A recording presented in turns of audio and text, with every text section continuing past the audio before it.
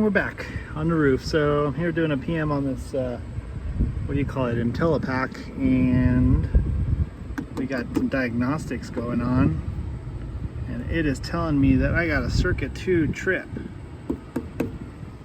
The weird thing is none of these are tripped. So let's look at more into this, see what's going on. So here we go.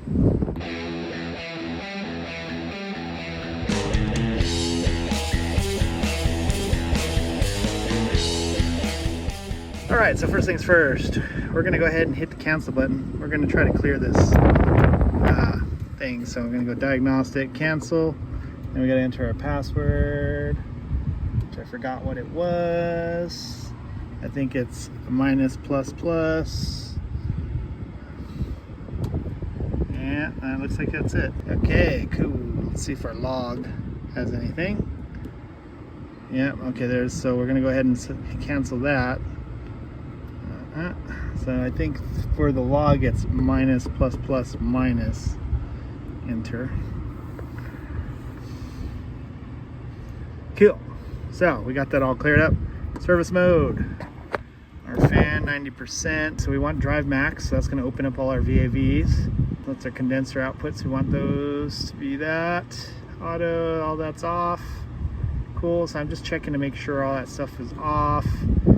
Good. All right, cool. So we're gonna go ahead and hit test start, and then we'll wait till that fan kicks on. We'll go ahead and start cycling the compressors one at a time. I think this is compressor bank 1 and compressor bank 2, and then I think those tie into all those because there's probably like 6 compressors on this thing.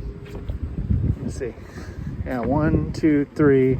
There's probably 3 on the other side. We'll wait till she ramps up. All right, there's 1. There's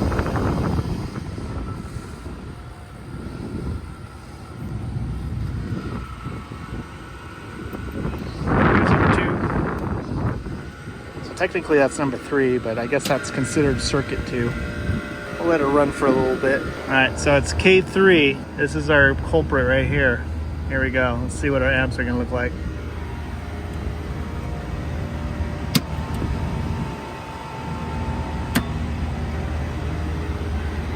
I don't know if you noticed that. I think this make-up switch isn't closing properly because I saw the whole thing move. So we're gonna go ahead and kill power and see what we can do about that. Let's go ahead and stop all this. All right, so we got the power turned off. I've already verified there's no voltage. Check that out, see? So this guy is just not making. So yeah, you see when this right here, see that little post in there? When this closes, it moves. And when it moves, it's attached to this and it'll close this, right? See? So that's not happening. So that's why it's like, oh, the contactor didn't close. So we need to fix that. All we gotta do is we gotta hook it in there and then click it into place. The problem here is we don't have the cover on here, which is sitting right here on the floor. But basically that gives this something to clip into, but since it's not, it just pops out of place. Now right now it's fine, but it's basically loose, see?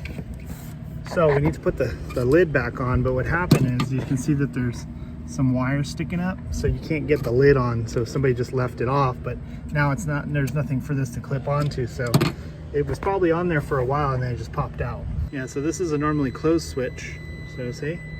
And then when it closes, it opens, so that's how it knows that the contactor actually closed. Okay, so we got this all wired in. We're gonna pop this back in there. Okay, I think it's on there, right? Yeah. Okay, and then one of these things is when you mess with this, make sure that it doesn't get stuck on anything. All right, cool, it's moving. And we will put our screws in. If you take off these things, put them back on, man. Seriously.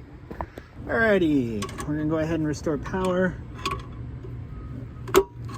Okay, we'll wait till this boots up and then we're gonna go back into service mode and we're gonna go ahead and see if that thing still pops open now that we got it all fixed up.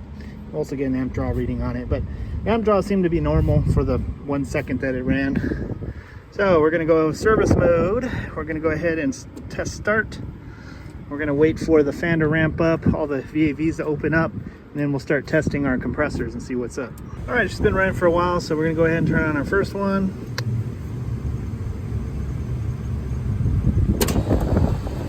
right, there we go. Let it run for a little bit. We hit next, we hit plus. When we hit enter, that's when it's going to energize. I like to let them run for a little bit before I hit enter. So yeah, that's just me. There we go. All right, there we go. We'll let her run for a little bit. So we're gonna get ready for our next one. So this is our culprit. Let's see if this one will actually stay on. Hit plus, and we'll let her run for a little bit longer. Let's take a look. All right, we got 0 amps. Here we go.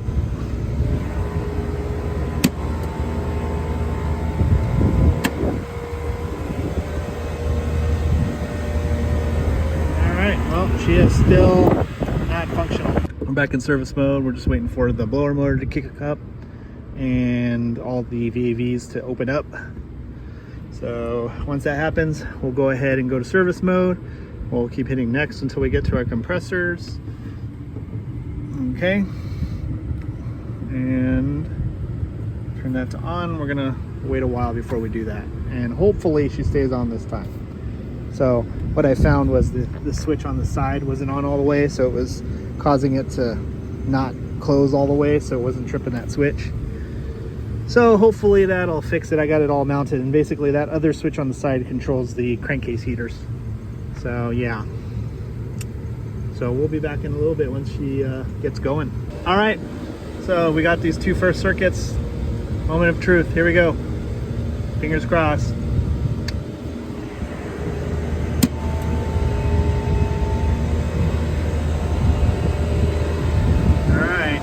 So good. All right, so she's staying on. Cool. So yeah, so the reason why it didn't stay closed the first time is because the switch on the right side wasn't on properly, because I guess the same situation, it clicks onto that cap. I just didn't notice it until it was too late, but yeah, so basically it wasn't going in all the way, so it wasn't quite opening that switch all the way. So now we know that one's good. Let's go to the next one.